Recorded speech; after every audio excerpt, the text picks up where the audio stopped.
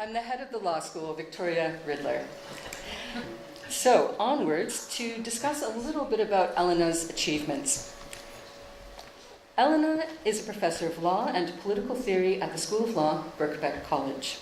She's the author of numerous publications, including Judith Butler, Law, Ethics and Politics, published back in 2007, and more recently, Anarchism, An Art of Living Without Law, published in 2023. In 2024, she curated a special election issue on the philosopher Judith Butler for the Journal of Theory, Culture and Society, and her research focuses on the intersection of law and politics. Currently, her research focuses on post-truth ideology and the impact on law and democracy. And I would say there's perhaps never been a more immediate need for this kind of work and thinking. She's the co-director of the Director of the Center for the Study of Law and Humanities, and the book review editor of the journal Law and Critique, and an elected member of the organizing committee of the Association of Law, Culture, and Humanities. Now, that's her obvious bio, which all of you can, of course, read online, which I more or less just did. But I wanted to give a bit of personal reflection and color to this. One thing that I noted this left out is that I would consider Elena to be an anarchist in the best possible meaning. And she said, in spirit, it seems like an oxymoron, professor of law who's an anarchist, but for me it speaks to something really fundamental about Professor Loizidu, which is her deep sense of ethics in everything that she does. Whether it's politics, whether it's scholarship, or whether it's a colleague in the school, as the head of school, for example, she approaches everything with great sincerity and ethical consideration. I had the fortune of having known Elena since 2006, when I first arrived as a PhD student at the Birkbeck Law School, and she's been here even longer, over 25 years, and many of you may have known her for even longer than that. And as a kind of final few points, because I don't want to take your time extolling how amazing Elena is, because I think her speaking for herself will do that job much better than I can, I also wanted to emphasize her curiosity and the way in which I've always found with Elena that speaking with her, she's a scholar in a true sense. She loves thinking, she loves reading, and she loves engaging. You can always have a conversation with her about the state of the world, a book perhaps that she's read recently, or her thoughts and insights into many different subjects. And most recently, of course, as we mentioned, kind of questions of post-truth. And tonight, of course, we will hear her speak on dreaming, which I'm really looking forward to. So without further ado, allow me to present Elena some flowers, and then I will hand her over to her capable hands. Professor Loizidu.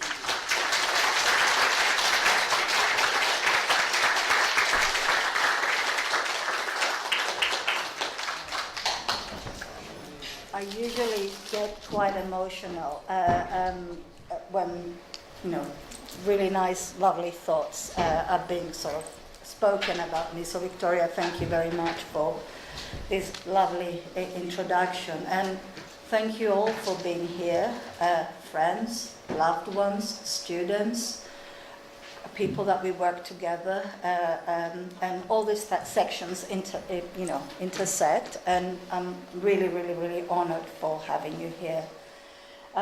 My inaugural talk, I'll have to take my glasses off because I can read without glasses, but I need to see with glasses. So I'll need to take them off while reading and wear them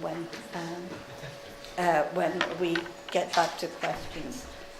My talk hopefully will take around 45 minutes. I calculated it a few times. It goes between 45 to 50, so let's see. Dreams to a better world. Oops. Slide 2. Slide 2. Okay, slide 2 is not working, but I'll do it like this. Yeah. Introduction, or why not law? I have always been kind of a dreamer. Perhaps this is not surprising. I grew up in a household where dreams were part of our everyday life. Not every day, of course, but almost every day. Over breakfast, one member of the family, either my late mother, maternal grandmother, or brother, will bring the dreams that visited them in their sleep the night before to the breakfast table, pressing for their meaning to unravel. What does it mean that I saw that I flew over Petra, my grandmother's occupied village in Cyprus? My late grandmother would ask. I saw I was dancing in Nigeria and I saw Bello. I wonder what it means, my late mother, Cristalla, would add her. I was frightened in my dream last night, Christos, my late brother would say. A menacing dog was chasing me. And a quarter of an hour would go as we would try to unravel the deep-seated messages that these dreams were supposed to carry. As time went by, I came to realize that it was not so much the meaning of the dreams that was important. Of course, the fears, the yearnings, and anticipations that were manifested in the dreams had a temporal significance. But it was the practice of sharing these dreams that was of utmost relevance. Dream sharing became the glue that connected us all, not just bringing us back together after an 8-hour separation while at sleep, although it did that too, but more as a way of enabling us to provide support for each other to carry on our quotidian tasks. For example, school, shopping, for cooking, gathering, cooking, knowing that we were present to each other. This practice of dream sharing taught me the first lesson of how one builds solidarity. Solidarity is a practice that relies on sharing, that in turn builds trust, intimacy, support, transformation, and it is durational. Our ritual of morning dreaming, sharing, did all that. My study of laws and their effects on society led me to understand that laws were unable to build this type of solidarity I experienced in dream sharing. This may, of course, surprise you. After all, laws provide us with a framework for justice, equality, and truth, values that one will imagine support our quotidian lives. Laws, and especially right-based laws, are deemed transformative, providing recognition and protection to women, racialized and LGBTQ+ people, and the working class. Laws assure that the executive is kept in check. We would even say that laws do precisely what dream sharing does: support citizens, build trust in the political systems, and are durational. And while we would not expect laws to radiate intimacy, after all, they are supposed to be bereft of affect and are rooted in rationality, they emanate an aura of authority. They do sometimes, nevertheless, give rise to feelings, anger and joy and solidarity when we form alliances to fight to transform unjust laws. Unfortunately, my own critical research in law, drawing on critical legal theory, political theory, film, and literature, revealed law as a framework that organizes and supports our quotidian lives fell short of delivering its own values: truth, equality, justice. My critical analysis of law always left me with a deep dissatisfaction of its ability to enable people to live their lives and allow them to grow on this very short span that they have on earth. Justice, it arrives in increments. Today, rights for the working class and women, tomorrow, rights for racialized and LGBTQ+ people, and then for the environment, if it does. Justice is never guaranteed. See, for example, the recent decision of the Supreme Court for Women Scotland against the Scottish ministers, that in one stroke and without consulting trans organizations and activists, decided that the correct interpretation of sex in the Equality Act of 2010 is biological sex, an interpretation that affects detrimentally trans and non-binary people. As the 19th century anarchist Pierre Joseph Proudhon wrote, laws, we know what they are and what they are worth. Gossamer for the mighty and the rich, fetters that no steel could smash for the little people and the poor, fishing nets and the hands of government. Or, in the more sobering and precise language of Catherine Pistor, law is the code of capital, to quote the title of her book. That is, law codes certain assets, land, for example, enabling to create and produce wealth that only benefit a few and create wealth inequality. My dissatisfaction with what is possible to achieve within the parameters of legal institutions made me look for other ways of organizing life, ways that resolve differently, that don't seek the authority of law or authority in a sovereign figure. It led me to anarchism, the idea and practice of living without ruler or without law. Living without ruler or without law does not suggest that we live in a state of disorganization, but rather live in associations that we enter voluntarily, where decisions are made horizontally with mutual support and with a remuneration system that is not based on wages and instead is based on needs. Anarchism frees us from the burdens present in capitalism and neoliberalism, competition, unequal wealth distribution, and to quote from Patricia J. Williams' latest book, The Miracle of the Black Les, anarchism frees us from the corporate state. If law serves power and capitalism, then for me anarchism offers an antidote. It frees individuals and societies from the ants of competition, isolation, inequality, and so forth. I'm fully aware that in our dark times, to quote Arendt, the times that we see the rise of authoritarianism, wishing law away may sound as hubris. Perhaps it is possible, as Saul Newman, who's here in the room, and Massimo Latore propose in their book, The Anarchist Before the Law, to think of law without authority. But I remain worrisome that law without authority may continue to serve the interest of capitalism. I speculate that law will continue to serve the interest of capitalism if its mode of operation is based on competition. Think, for example, competition between the accused and the complainant, plaintiff and the respondent.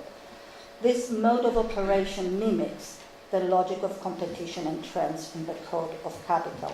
If law without authority can be an alternative, and I think it's possible, it may need to shift from the use of competition to resolve conflict to one where it places mutual understanding and support in its place. Part 2, dreams causing trouble. Dreams have been the method I used to critique law. I have already indicated how dream sharing exerted a formative influence in my understanding of solidarity, building from an early age, a desired image of solidarity that accompanied me throughout my life. Nevertheless, it is not necessarily the dreams that we have when we are asleep that I want to talk about, although they too are important, and you will see in my talk the dreams that we have when we are asleep and dreams as reverie are kind of mixed up.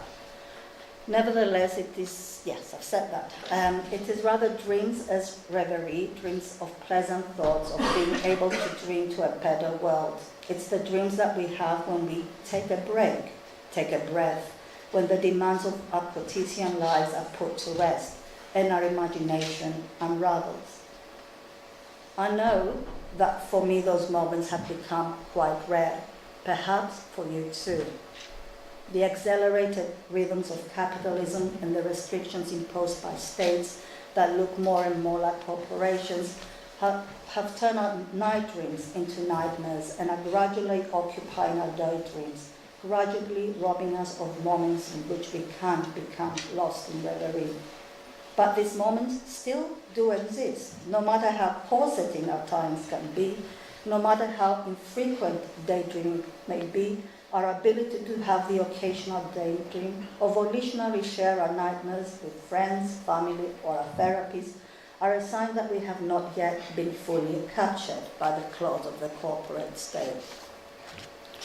Dreams, we find out from literature, see dreams either as night dreams that we have while asleep or as reverie, We find out from literature, cinema, philosophy, politics, and other cultural archives can cause trouble. They can be dangerous, inspiring, and boundary shakers.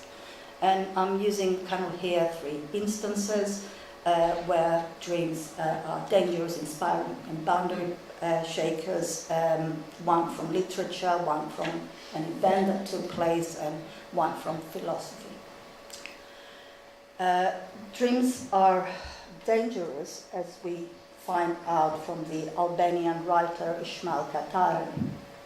In his 1981 The Palace of Dreams, a satirical novel that takes place in a fictional territory in the United Ottoman States at the end of 19th century, Katare chose to use dreams as the marker of the Sultan's repressive grip over its empire. The Palace of Dreams, or Tapir Sarai, is a huge palace that is dedicated to the interpretation of dreams and form parts of the empire machinery of managing social and political dissent. And if you haven't read this novel, go out and buy it, it's excellent. Especially for those of us that think about dissent.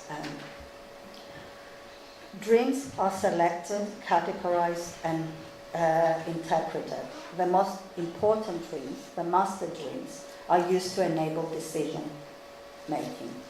Intruding into people's dreams become the marker of the most authoritarian practices, spreading terror and suspicion, and that's what they're doing in the Palace of Dreams. They're interpreting these dreams and interfering into these dreams, arresting people that might have dangerous dreams. They're dangerous. These dreams are dangerous for the empire in this case, I would ask, as they hold the seeds for a political, social transformation. Second instance of dreams being troubling, dangerous. To this effect, the invocation of dreams can inspire, raise consciousness, and trigger political transformations. It's also not coincidental that one of the most famous speeches of the 20th century uses dream to reveal the realm of possibility. Dr. Martin Luther King Jr.'s famous exclamation, "I have a dream," was delivered on the March on Washington for Jobs and Freedom on August 28, 1963. The march attended close to 250,000 people, of which 70 to 80% were African Americans, was, as we know, organized to advocate for civil and economic rights for African Americans who, whilst free from slavery under the 13th Amendment, their demands to full economic and social emancipation and inclusion were restricted. Interestingly, the night before the march on Washington, Dr. King was advised by fellow organizer and pastor Wyatt T. Walker not to use the line, "I had a dream," as it was considered to be trite and cliche. And he used it before in other sort of speeches. Gary Young informs us in his book, The Speech, The Story Behind Martin Luther King, The Dream.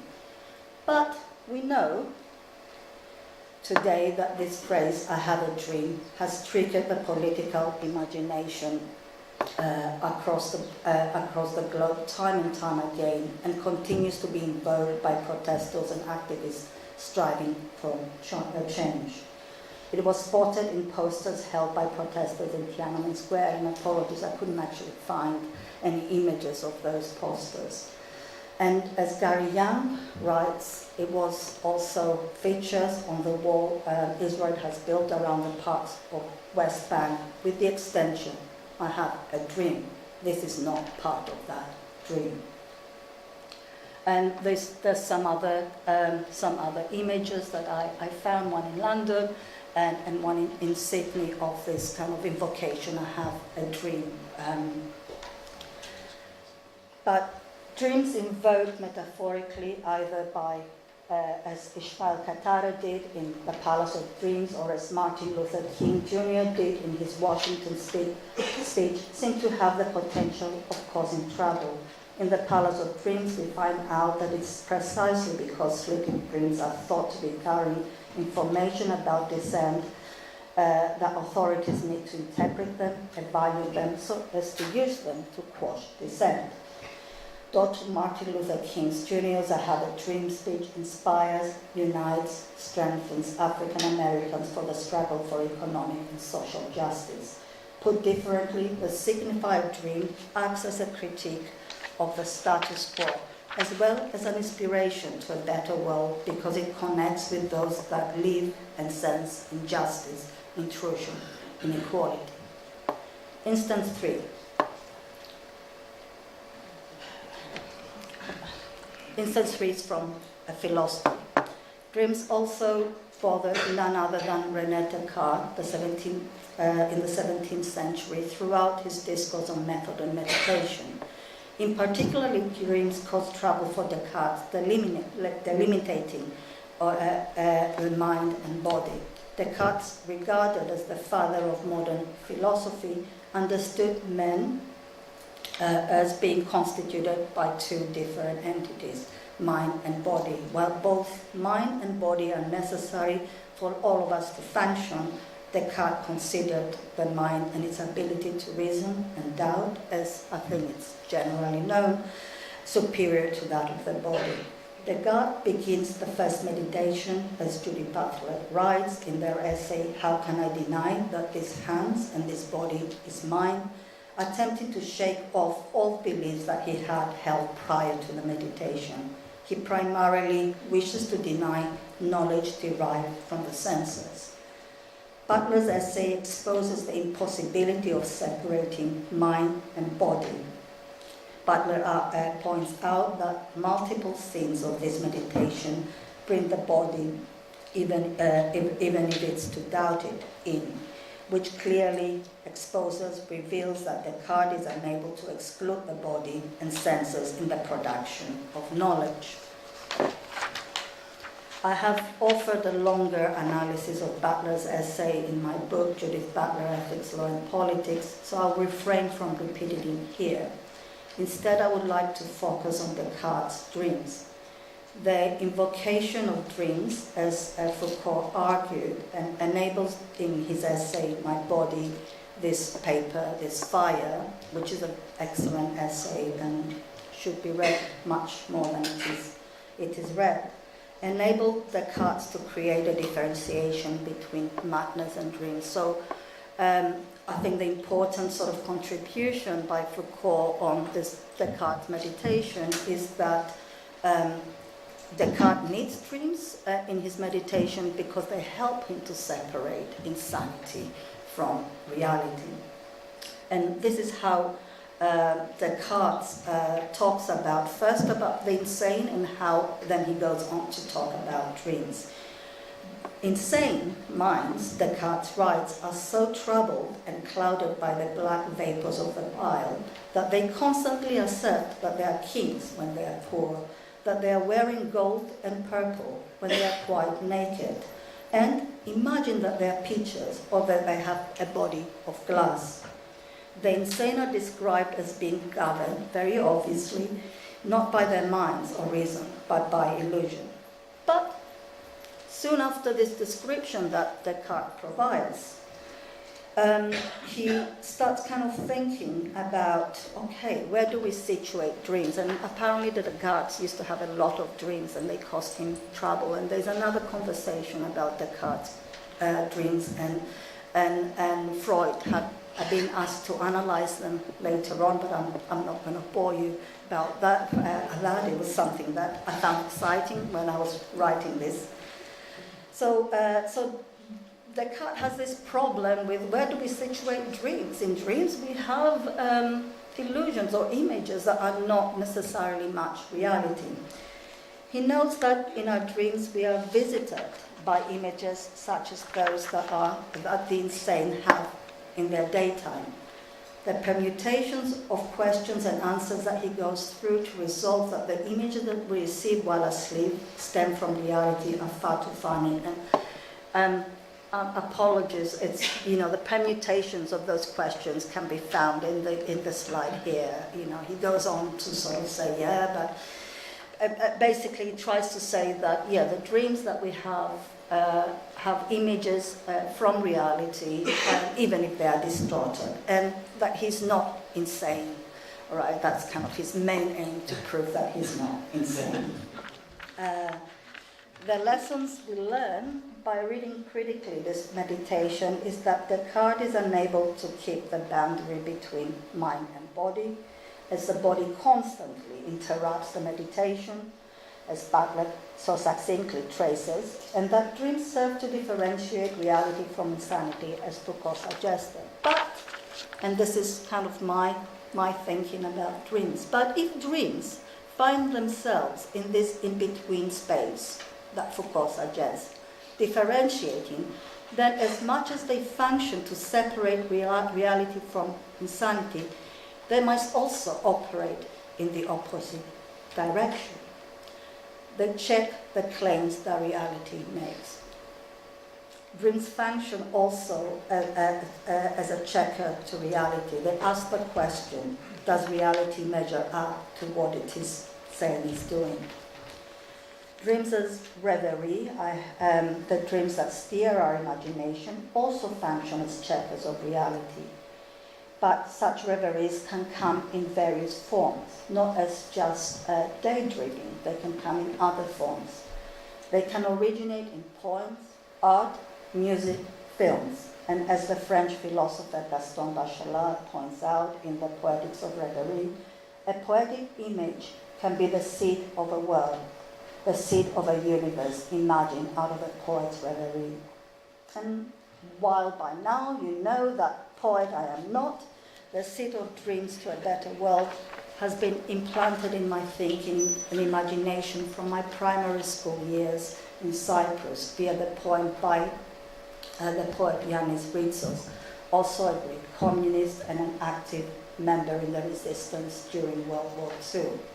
The poem, which you can see there, If All the Children of the World, was put to music by the Greek composer Mimis Plessas, and we were often asked to sing it during our music lessons. And I've asked, I actually checked with a number of Greeks who are also in the room, who are younger than me, whether that was the case with them, and they said yes, and apparently it's in an anthology.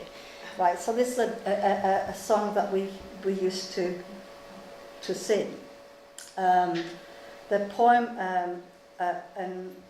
and song, as you can read, ask us to imagine all the world of the children of the world holding hands and dancing, surrounding the planet and inviting adults to leave the working desk and join, and finally calls nature to join this dance.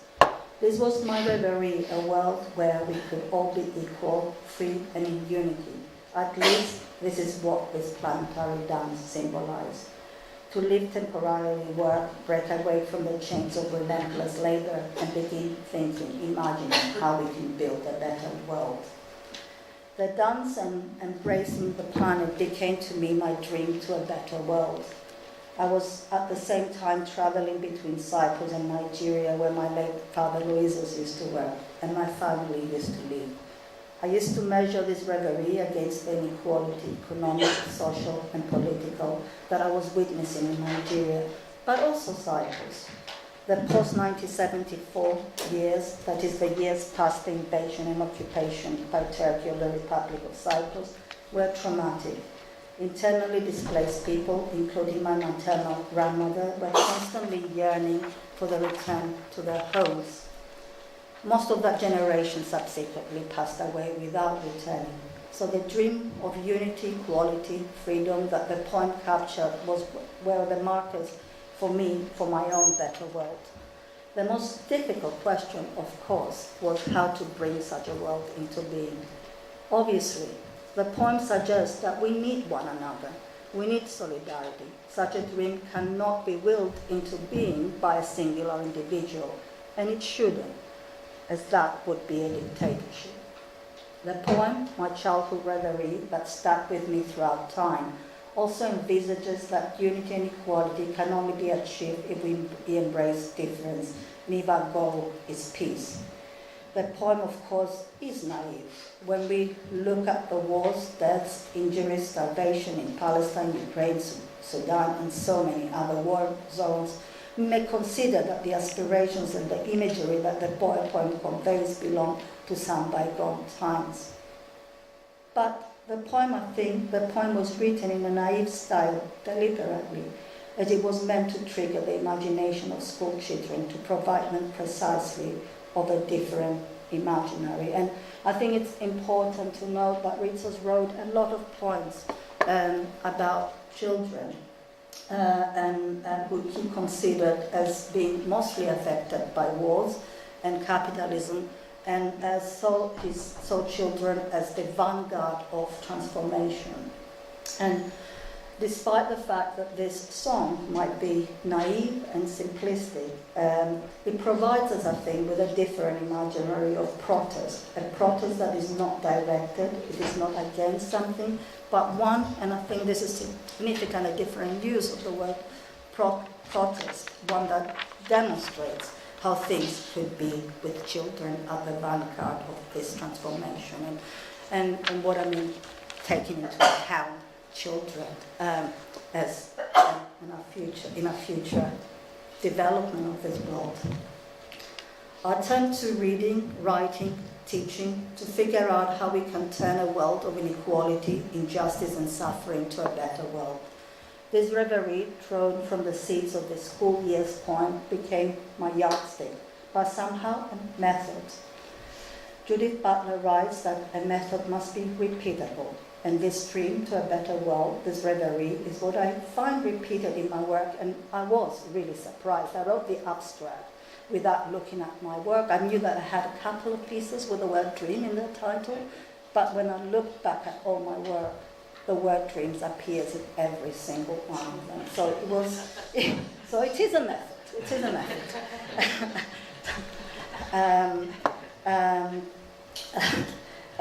Okay.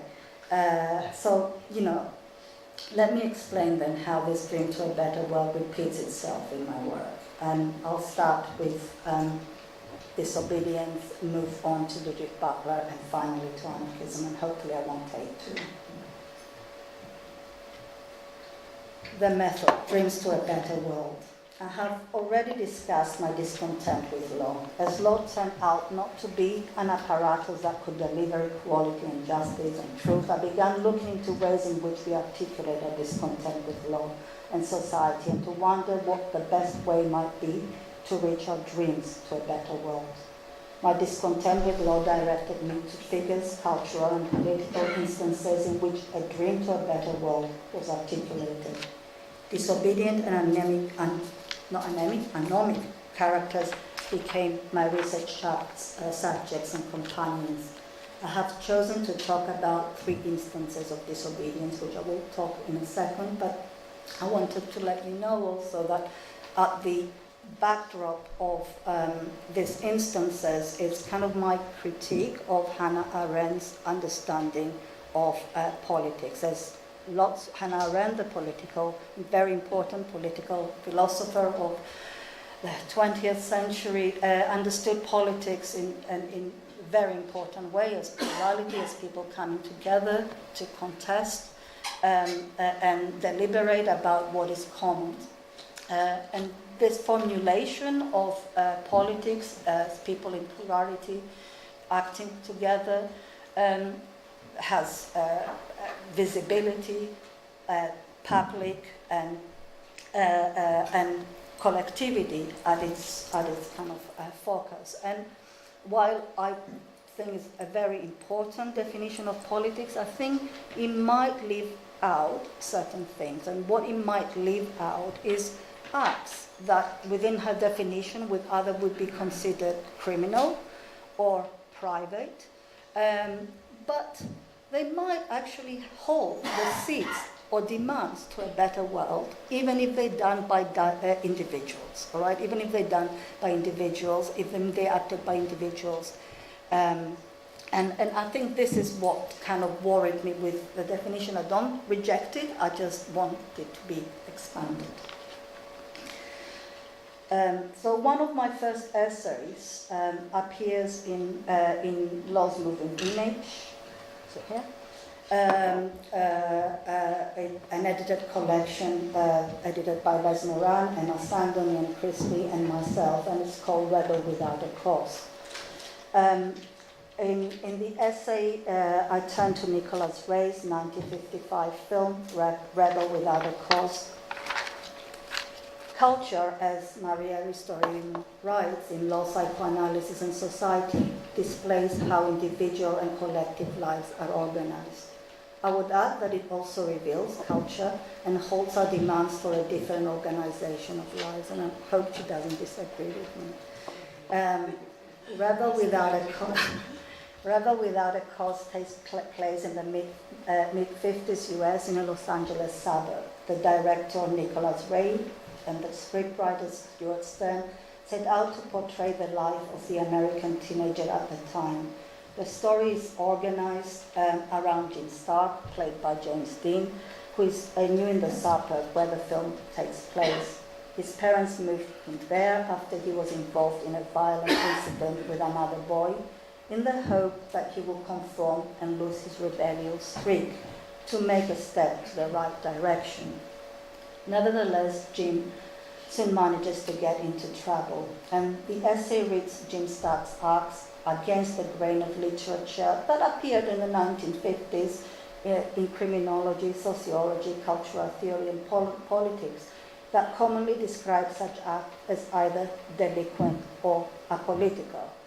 The essay instead reads Jim Stark's disobedience acts as both a critique of the suffocating middle-class values that surround his family, the circus as he calls it, as well as the consumer values that were rife at the time. His disobedience is also a demand for recognition outside these values. Jim Stark's disobedience or rebellion indeed does have a cause, despite the film's title. In his rejection of existing middle-class values and capitalism, his act articulates perhaps ineloquently. So we can think of crime as ineloquent acts, all right? Ineloquent. They're not well articulate. We don't know exactly what they're trying to say, but they're there as a different type of a political citizenship, one that demands recognition and a life at a distance from conformist bourgeois values and aspirations. In this film,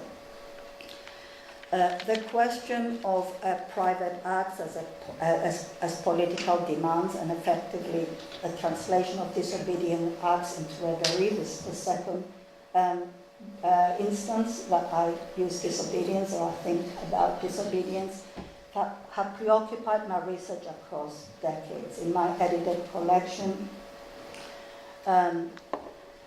Disobedience Concept and Practice, published in 2013.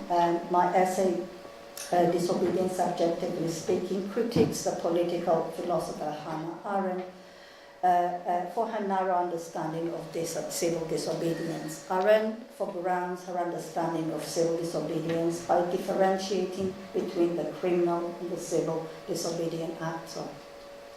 Criminals act individualistically and for their own benefit, while civil disobedience subjects act collectively with conscience and are political. And perhaps some of you will agree, but I hope my example can prompt you to think a little bit differently. The differentiation is more precarious, I argue, that Arendt imagines, carrying the risk of privatizing and excluding acts that are political at their core. In the essay, I take as my example Rosa Parks. Under Arendt's understanding of civil disobedience, Parks' refusal to give her seat on the 1st of December of 1955 to a white male passenger and her subsequent arrest from breaking the Montgomery municipal laws would not be considered a disobedient act.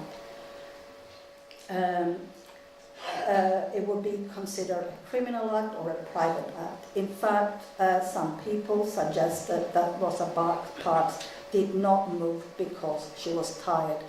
some of the other passengers in the third row moved, and some people argued, no, she was tired. She did it out of self-interest. Okay? It wasn't a political act. Okay? We know. Okay. In an interview, nevertheless, that Parks gave a year after, she explained that what prompted her to refuse to move was a decision to find out what rights she had as a human being and a citizen, and that she could not take it anymore having the authorities pushing her around. Okay?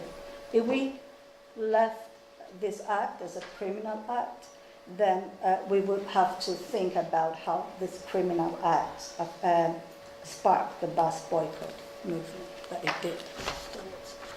So my argument is subjective disobedience or individual acts could be political, all right? But even more, they kind of tell us a little bit why singular individuals are prompt to action. They prompt to disobey. They tell us a story of why they do so. They want recognition, demand equality, fed up being constantly pushed around. Tell us that some boundaries should be disappeared. So it's a critique of boundaries. And even more, they tell us that the complexity of the human soul is much bigger and much varied that law will ever be able to understand. Without subjective disobedience, I argue, we will never understand the types of politics people's dream of creating with their dissent. In this light, if we could possibly, if we take my suggestion that certain acts that might firstly appear as criminal, they might be political or they have the seed of a political message. We could read Luigi Maggioni's killing of Brian. It's contested, so I don't know how exactly to call it. Luigi Maggioni's killing of CEO Brian Thompson, CEO of United Health Insurance, can be read as an act of disobedience, drawing attention to the steep US healthcare costs and the power of health insurance to refuse payment for treatment, putting a lot of people into danger, health danger. His dreams for the US health system, we could speculate through this act, is one that demands a health system that benefits all and not just the pockets of insurance companies. In a more recent essay, I visited the political, this is the third instance, ethic of disobedience, a little bit different. I visited my essay is called Dreams and the Political, published in Vulnerability in Resistance, a collection of essays edited by Judith Butler, Zenit Campetti, and Leticia Saxai. Offers dreams, and particularly my grandmother's night dream of flying over her occupied village, of longing to return to her home, has played a crucial part in the forming of political subjectivity and prompting political action.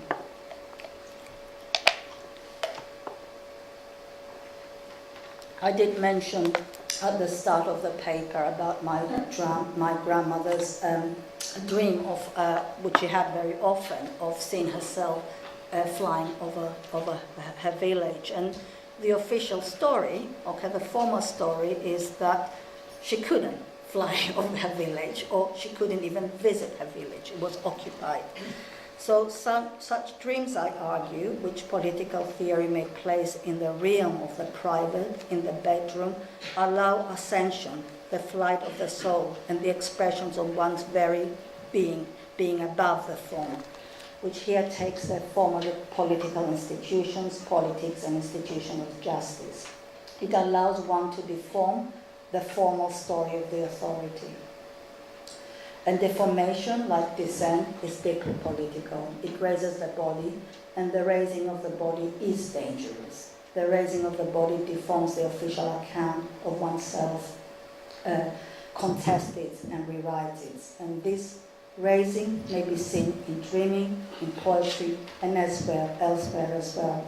The standing man in Taksim Square, this is an artist that during the Taksim Gezi sort of rebellion, he decided to stand in front of, I think, Atatürk's statue and protest. He knew that, you know, and I think that standing kind of inspired kind of people. So, yeah, okay. While subjective acts in defiance carry demands or dreams to a better world, and while dreams deform institutional formations, becoming vectors to a world without boundaries and borders, they also have an ephemeral quality. Their ephemerality is not an issue, as they are just the seeds to a better world, to think of Bachelard. But I sense that we may need something more than disobedience and demands that manifest themselves in night dreams, daydreams, and political actions that are sporadic and related to specific issues. I wonder what types of scaffolding may be required to ensure that we will get to these words. And Judith Butler, ethics, law, and politics enable me to work out what type of scaffolding may help us establish more equal, inclusive, and just societies.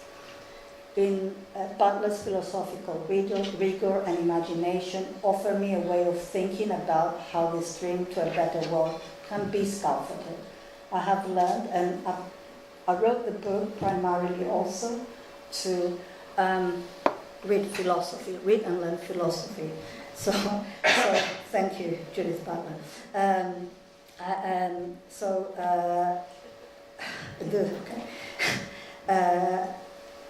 I have learned that to have a livable and viable life, Butler's dream, I think that's Butler's dream, will require an alignment between ethics, law, and politics. In the book, I explain how these seemingly different spheres of life, ethics not as morality, but rather as an attitude towards living, law as institutional law, but also as norms, and politics as actions, are interrelated, interdependent, and can answer Butler questions. How can we have more livable and viable lives? How can we have more livable and viable lives is a question that I think we need to have at the back of our mind as we consider the role of our democratic institutions, law, houses of representatives, and our own agency as actors in democracy and societies. Butler's writings, whether they are about gender, violence, war, or Palestine and Israel, I suggest hold also a subtle warning. If any of these spheres totalize or take over the other, we risk having policies that are exclusionary, unjust, and even authoritarian.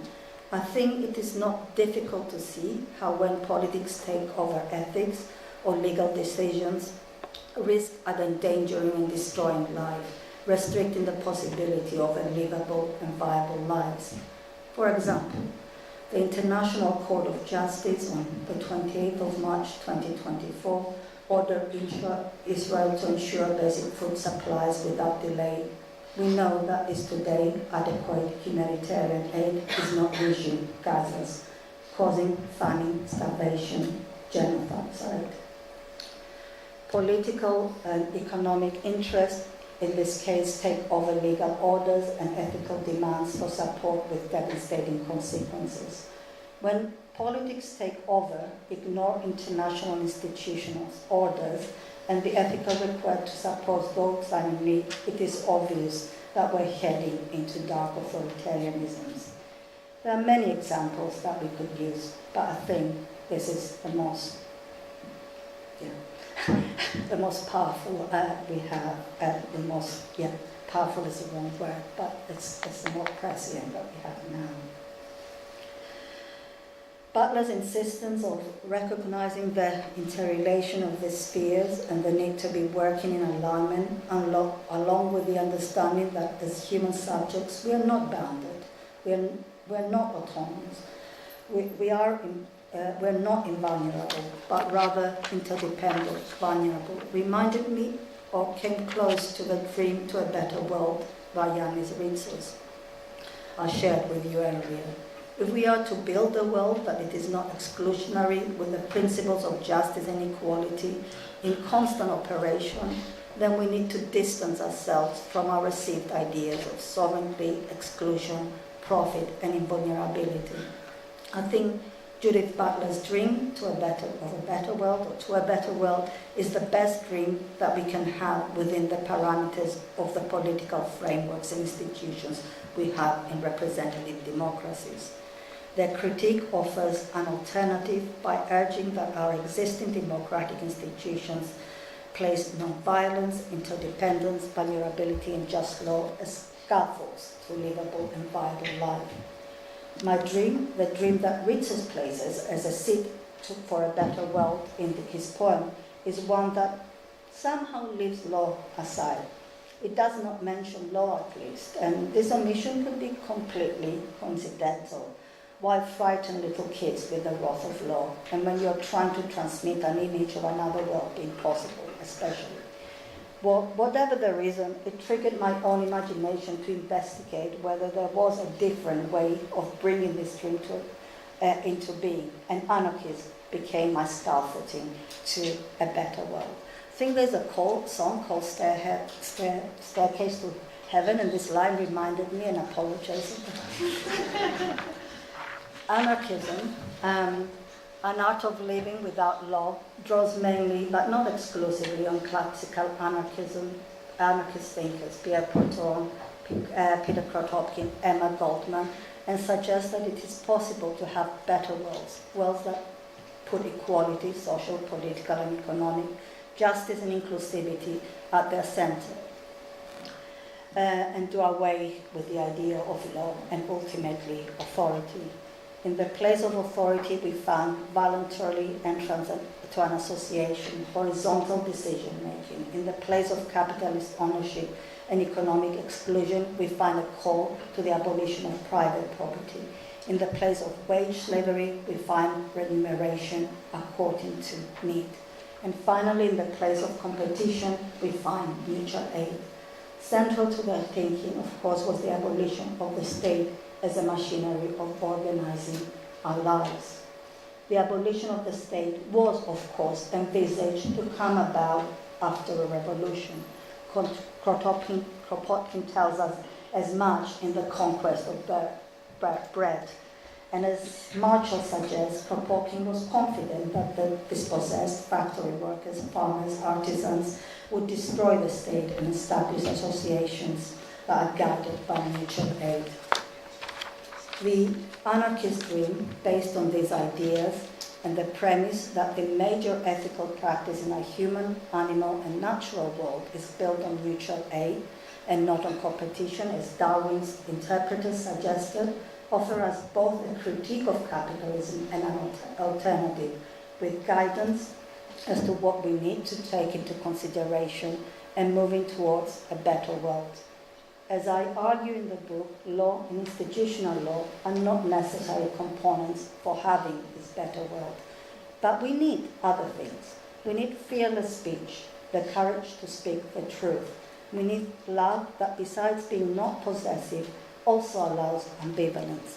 We need humor, and above all, we always need mutual support. For as we learn from Kropotkin, it is mutual support that will enable our survival. I know probably lots of you are thinking, the anarchist dream is often viewed with skepticism. You anarchists are utopians. It's another word for dreamers. You are not realistic. You will never be able to build a world to counter capitalism. You are destructive and violent. And while I never condone violence, I have not advocated for a revolution, though I understand the impulse towards one, as I always thought that, violence will breed more violence. I also think that the anarchist reverie, one that I am committed in thinking with, is neither utopian nor unrealistic. On the contrary, this reverie, an anarchist organization of life, offers, as I suggest, a critique of reality. It checks reality. It highlights the nightmares of capitalist societies. And there are other frameworks that do that, but I think it does it in a more holistic way. It highlights the nightmares of capitalist societies: gender, sex and racial inequalities, environmental injustices, economic deprivation, the erosion of the welfare state. And it also offers an interception in this nightmare we find ourselves. It offers the possibility to a better world. And moreover, and more importantly, anarchist associations based on mutual aid ethics have always existed. You may perhaps be more familiar with the biggest anarchist associations, the anarchist collectivization of land and factories during the Spanish Civil War, or the autonomous administration of Northeast Syria. But there are other smaller projects, like the Sylvia Rivera Law Project, which operates on mutual aid principles and guarantees the support to all self-determining gender people to increase their visibility and amplify their political voice. And there was also, and still is, the COVID-19 mutual aid groups, and so many more. As I often say to my students, anarchism in its mutual aid form exists everywhere. We just need to point to it, or we just need to scale it up.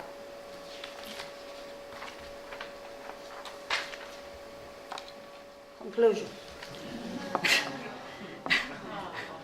You have to guess at the end who is Elena. I can see you. Dreams to a better world are varied. Here I conveyed that dreams have been a method in my analysis of the limits of law, but also the social and political conditions that we find ourselves in.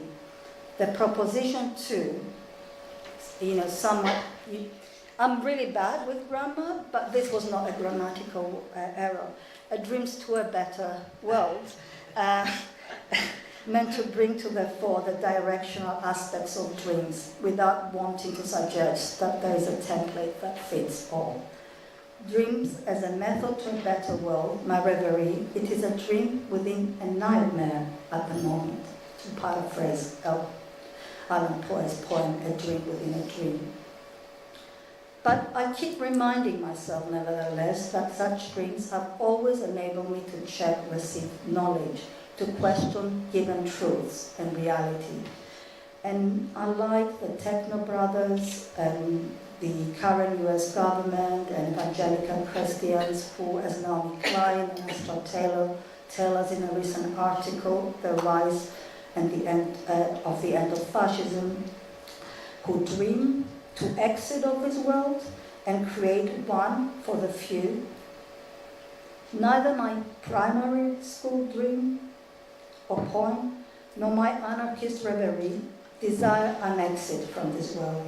Instead, my dream to a better world is for this world and for the many. Thank you.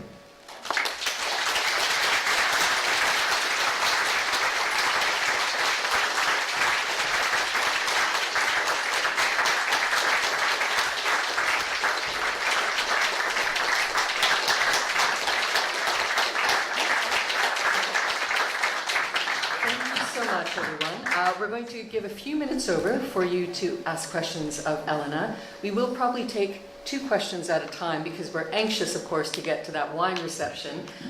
So I open the floor to you.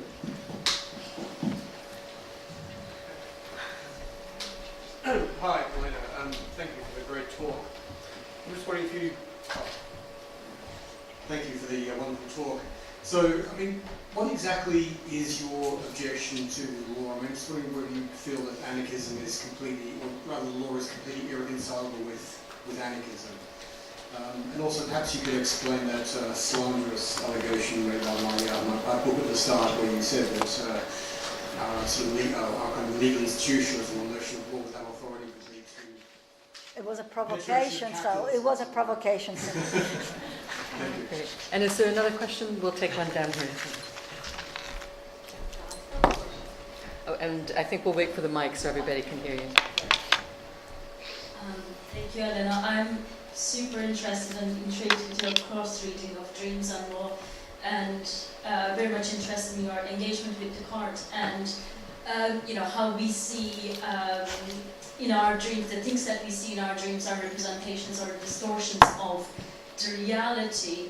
And perhaps I would like to challenge your dissatisfaction with the law with sharing something that I recently found out, that a recurring thing in my nightmares is the fact that I cannot read time, and apparently this is a common thing, because while we are sleeping, it's about what time, our brain function.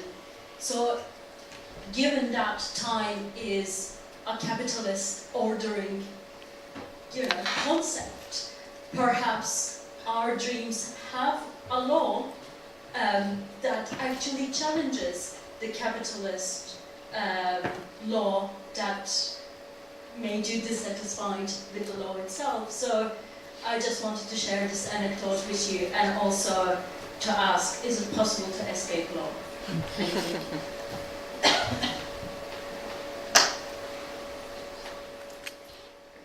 Do you want to answer it? Yeah, no. One more. She's ready for one more question if we have one from the audience. Her brain is quite amazing. 3 questions at once. Thank you very much, Elena. Thank you very much, Elena. It's great. About the dreams. So, what is the place of the astrologist when it comes to disobedience and dreams? Are they on our side, or are they part of the post-truth kind of movement, which is this part of the charlatans taking over our dreams, since we are now working with dreams? And it also relates to the nationalist idea, since you talked about the dream of your grandmother and Cyprus. I mean, the dream of returning is captured pretty much by nationalists, the idea that I won't forget the occupied places. The dream is basically to throw Turks into the sea and get back. I mean, that's the dream. That's the dream of most. I mean, I the don't know. current narrative, I would say. Well, in not my Cyprus. grandmother's, but yeah, okay. Not the grandmothers, but this is the narrative based on the dream, I would say, in a sense. The dream is captured in the dominant narrative in Cyprus, in a sense, that the dream is to return and throw back. Thank you. I answer from here. I'll start from, I want to defend my grandmother. My grandmother was a displaced person, right? Her only desire was to really go back to her village, okay? And like anybody that is internally or externally displaced and not having a home or a space to organize their lives, I think they probably have that desire, right? The negotiations in Cyprus, it's 50 years now, they're not going anywhere. So I always thought that this dream gave her both political agency, in the sense that it was her way of articulating a wish and being able to say who she was. It was not a nationalist. It was not a nationalist kind of dream. Yeah, it was very private, local, and not national. I'm sure. Yeah, I totally understand what you're saying. That there is this kind of nationalist drive that puts.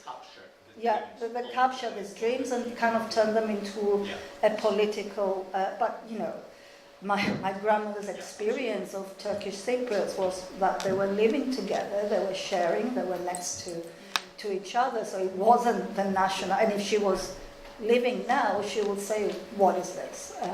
So that would be my answer. Ceylan, your dreams. Okay.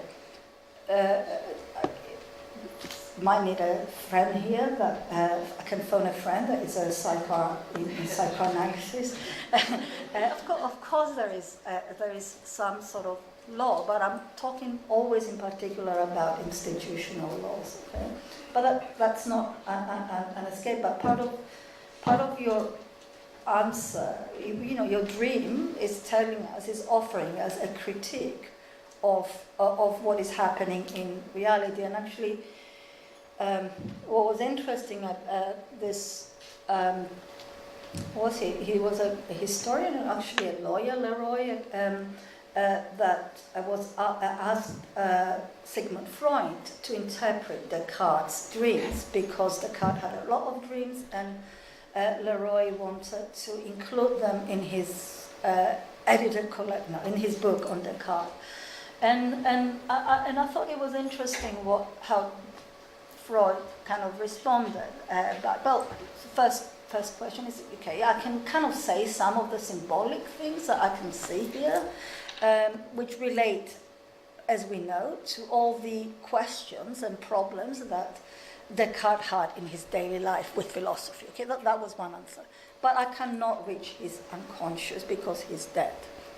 Okay, and which makes sense. He's not there as a speaking subject.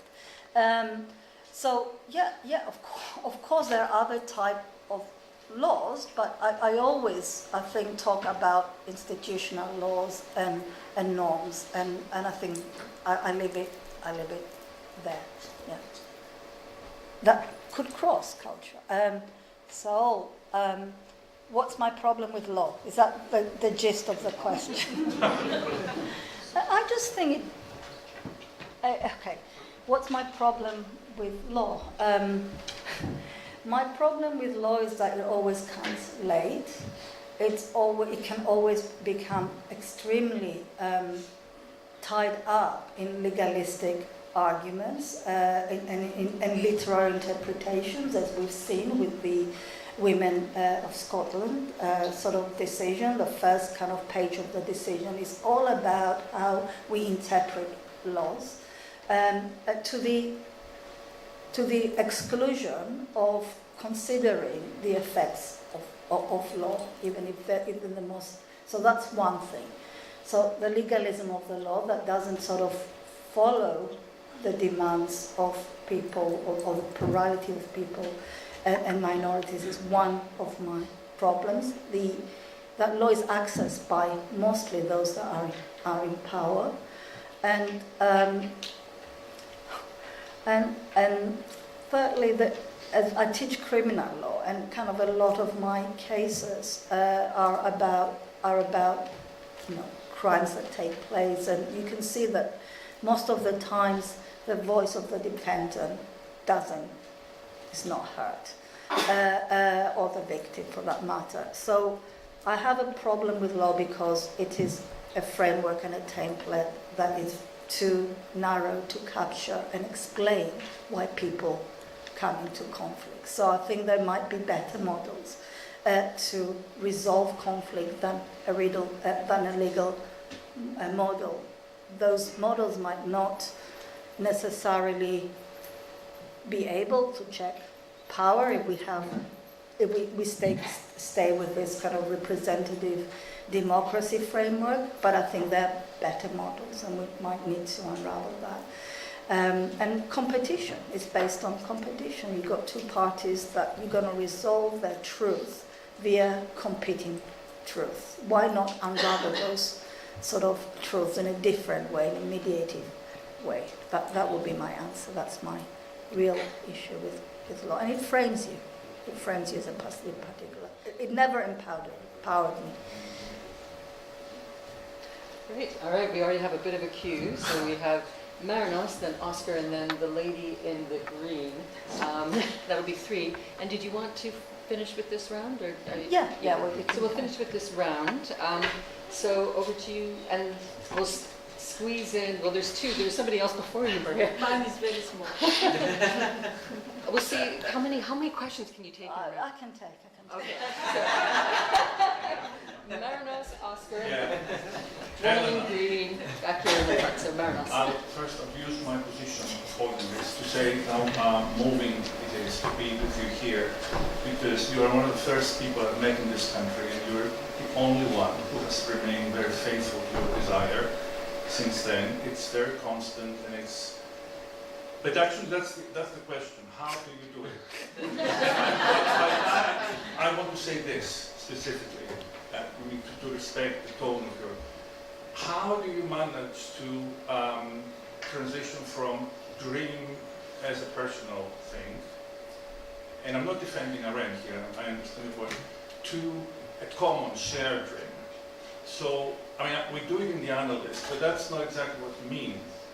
What I mean is that, you know, dreams have this luxury, or whatever you want to call it, of not having boundaries, not having a center. We're not even, you know, in the dream in a sense, right? And the moment you want to talk about them, if you can talk about them, because you have to find the right words, and some actually are not easy to share, some are not allowed to be shared, if you're a grandmother, for instance. But if you can't share them, you have to use, you know, the grammar, the structure, and everything. Sometimes, as Christopher said, it could be understood as, you know, a nationalist dream, whereas you're just saying, you know, I long for my, you know, for my village, or the tree that was outside, and so on. So that's really my question. How do you keep your, your point is great that dreams are just as, dreams have the right, let's say, to call law into question or reality into question, just as the other way around is true. But when we come together, we often indulge in fantasy rather than dream, right? We make imaginary things come true, which we know are not true, like, you know, sovereignty, justice, blah, blah, blah, because we cannot share our dreams, or because we're not allowed to, I don't know, because the words are strange. So that's my question to you. How do we make this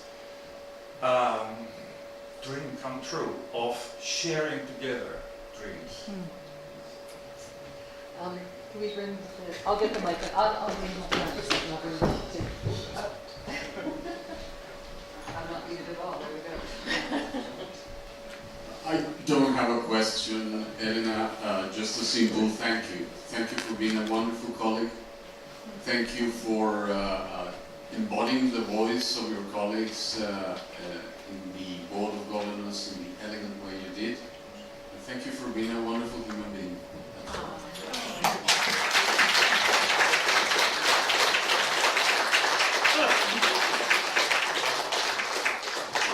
You're responsible after that. Thank you so much. Thank you. Mine is a curiosity. I was waiting for the word desire to come up, and I was like, oh, he hasn't been named, but you named it when you talked about your grandma right now, just 5 minutes ago, and then it came up a second time in the intervention. So what is your position on the relationship between dream, reverie, as you define it, and desire as a concept that has been quite explored? Could you bring the mic down to this gentleman with the stripes on his stumper? I'm really good at describing people through their Thank you so much. I'm still reading from the talk, and I hope I can make the point as clearly as I can. I was wondering, how do we deal with, I'm really bored with dreaming towards a better world as a method, and if an issue with the law is its competition, how do we deal with competing dreams to a better world? Dreams that aim for transgression, that checks the status quo, and also dream that masquerades as transgression but is actually retaining the status quo. So what do we deal with competition that mirrors a competition of the law?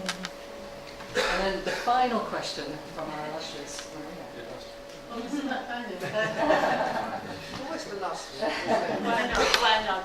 I promise that it's short, and I am for short actually. It's more than a comment than a question. But like Oscar, I wanted to thank Elena for this wonderful talk, but also for being here. For being there for decades, actually, as a friend and as a colleague. Veteran of Berber. I know he says me.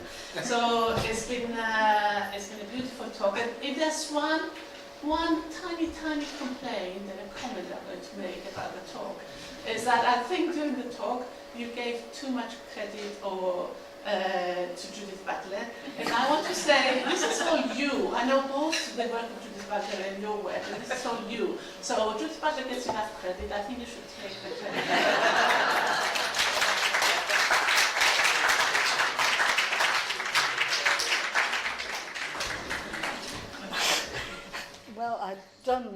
what to say. Grazie.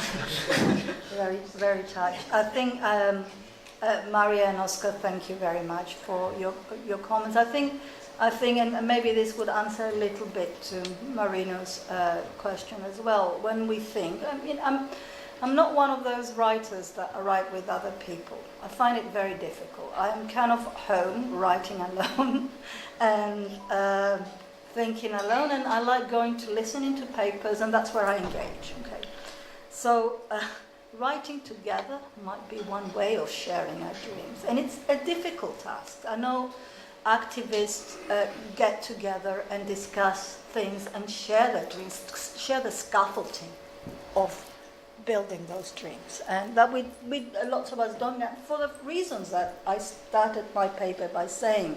We have been captured by capitalism to the extent that we cannot engage with building these projects that we might want to. So Maria and Oscar, you know, like I've been 25 years at Berberg, a veteran here, surviving, and a lot of difficult moments, not institutional but also personal. And I believe in kind of the spirit of our law school. And for those of you that you don't know, this was the first critical legal studies law school in the country, which tried to pioneer a critique of law and a critique of normative and positivist law, and I think we've done it to a great extent, and we should be kind of proud of that. And we have wonderful students, masters and PhD students in the room. The difficult question, competing dreams. I guess it was very clear when I read the article by Naomi Klein and Astra Taylor that, yeah, of course, Trump and the techno brothers are really have their dream, yeah? And in some respects, some of that American dream is part of the extension of their dream. But their dream is not for the many, and for me that's kind of the distinction. The dream is for a particular group of elite individuals that can afford this. So they're competing dreams. They're maybe winning, but maybe we can win also by kind of multiplying, as Marino's was suggesting, a projection of our dreams. You might think I'm an idealist, but I think without keeping to these dreams of different worlds, we cannot go anywhere. And of course, there are issues that Trump is an easy target. If there are more difficult conflicts that but we need to take into consideration when people mediating between conflicts, not only territory and sovereignty, but also what dreams people have for the land that they might want to secure or claim as well. So that would be my desire. Damn it, I always leave the body out. I leave the body out, and I always did, and it's a limit to my thinking. So that would be, thank you for asking the question, and but I'll need to think about it. Thank you.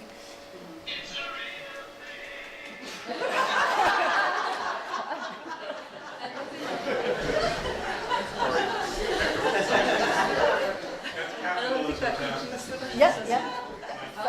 Was there anything you want to say to Marinus? I think, Marius, did I answer it indirectly? Yeah. Great. In that case, thank you so much, Elena, and without further ado, please join us. Oh, which one am I? Here.